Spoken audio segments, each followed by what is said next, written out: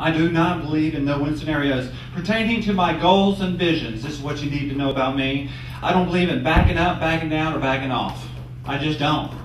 We're going to talk about how to obtain these goals and visions, but because I have these so firmly embedded in my mind, backing up or backing off or backing down are not options. I'm taking my talking points today, by the way, from a book that I wrote back in 2002. It's called Shattering the Glass Slipper, Destroying Fairy Tale Thinking Before It Destroys You. Fairy tale thinking is the philosophy or the belief that something wonderful or magical can happen to you or for you without you doing anything to create that success. Just because you're a wonderful person, because you showed up, because you're a neat guy or a neat gal, or because you're entitled to it, because you have suffered bravely. When you hear a sports team mentioned as a Cinderella team, that's an insult. That is not a compliment. And they're never a Cinderella team. The truth is, they got their act together, they worked hard, and ta-da, there they are. Nobody came along and touched them with a magic wand. Real life doesn't work that way. So whenever you hear any speaker, it's important that you understand what he means by success. Well, I believe success can best be defined as fulfilling your potential, right? There are a lot of rich, famous people that I don't want to be. Anybody admire Lindsay Lohan? Anybody think that she's really cool and you just want to be just like her? Anybody wish Lindsay Lohan would have done more jail time? How about that? I'm sorry. It just annoys me that people can get away with stuff like that.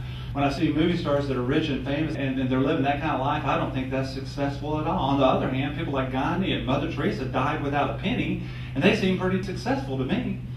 The question I'm asking you is, are you in the process of fulfilling your potential? What are you doing to live up to your potential? See, because everybody comes into the world with different gifts, both external and internal. Some people are born better looking than other people, right? Like this guy right here, this movie star looking dude right here, this movie star looking chick right here. I mean, they're living a different reality than like you and me are. You know what I'm saying? You know what I'm saying, right? They're living a whole different world. When they're in traffic, they never wait to get into traffic. You and me, we're there all day long just waiting for somebody to let us in. You too. I'm just going to go ahead and include you too. Here's what's annoying about people that look like that with full head of hair. Does he bother you as much as he bothers me? Yeah, I'm sensing that. So then you have the external gifts, then you have the internal gifts, right? People who are better with math, people who are smarter. You have people who have a better grasp of numbers. You have people who have better hand-eye coordination. They can play football better. They can play basketball better.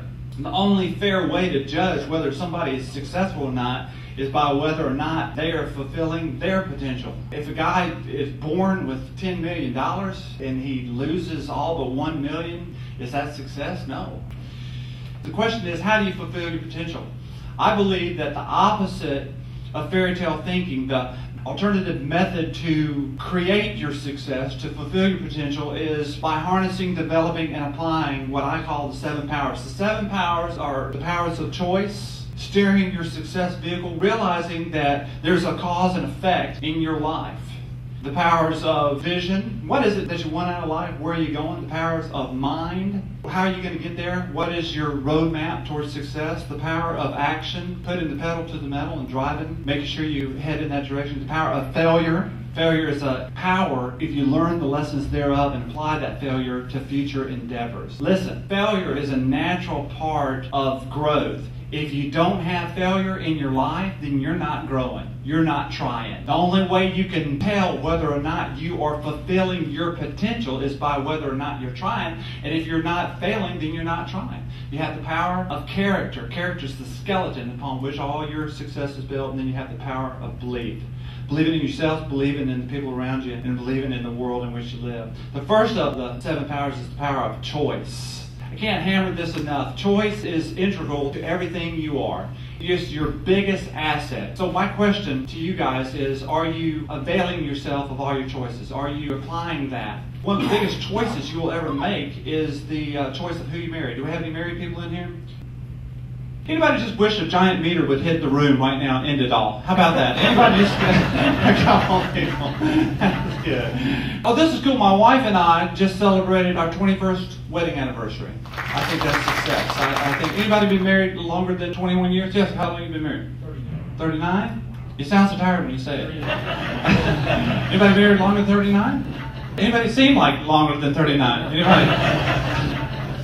Nobody's longer than 39? Oh, yes, ma'am. 40. Oh, you see how she said that like you ain't nothing 39? There you go. He's that 39. That's good. You've been married 40 years? Stand up here. I want to talk to you for a second. What's your name? Lori. Does everybody know Lori? Come here. Over here. What do you do with the company? Purchasing. Very good, very good. And what would you say, I think when you see somebody that's been married for 40 years, this is what success looks like. Yes, look at that right there.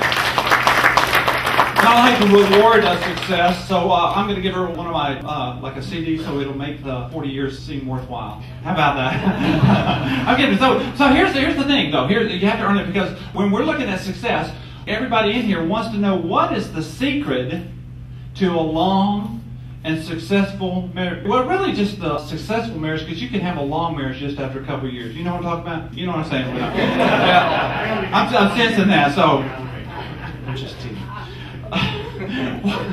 So what would you say, what is the secret to a long, because you made a choice. That didn't happen by accident. What happened that brought you through those 40 years? I was born that way. You were born married? It probably seems that way sometimes, doesn't it? Tolerance. There you go. She just puts up with the jerk. I'm kidding. No, I'm kidding. That's not it. Give her a hand. That's good. She made her choice.